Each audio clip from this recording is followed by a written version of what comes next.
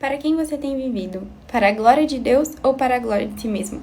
Será que até na nossa vida com Deus a gente tem buscado a glória de nós mesmos? E olha o que a palavra fala sobre isso. Em João 16:13 vai dizer o seguinte: Mas quando o Espírito da verdade vier, ele os guiará a toda a verdade.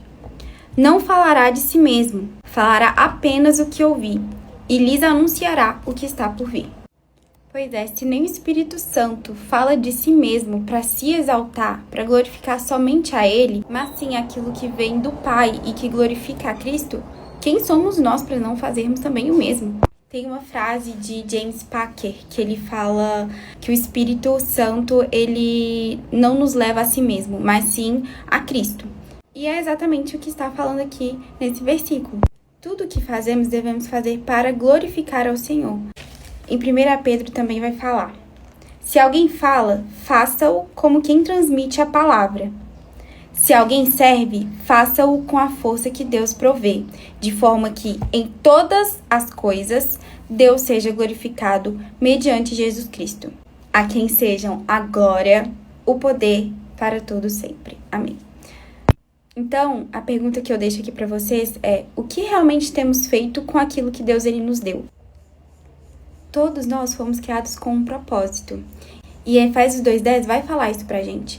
Diz assim: fomos feitos por Deus, criados em Cristo Jesus, para boas obras, as quais Deus preparou previamente para que andássemos nelas.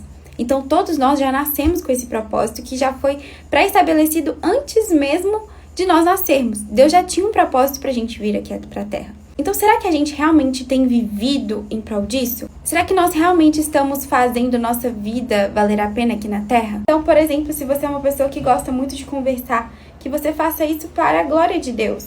Que você faça isso para edificar vidas e não para destruir outras vidas.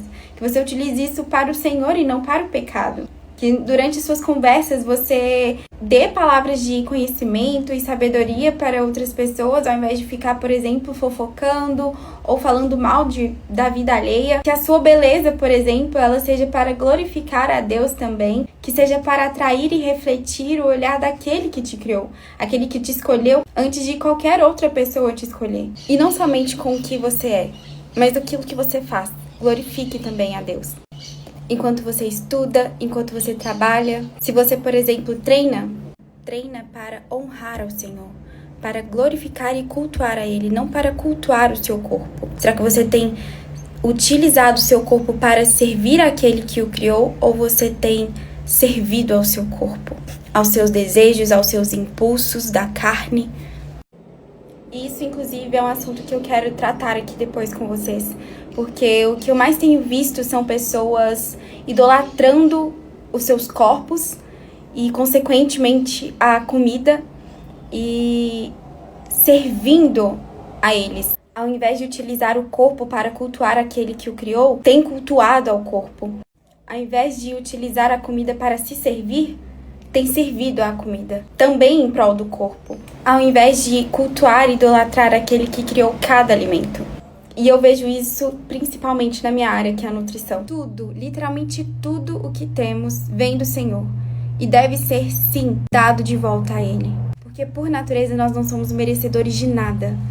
Literalmente nada vindo dele. E tudo que a gente tem é por tamanha graça do Senhor. O Senhor é o alfa e o ômega, o início e o fim de tudo. E quando nós o colocamos como primeiro e acima de todas as coisas, tudo se alinha e tudo fica em ordem. Não tem espaço mais para o pecado.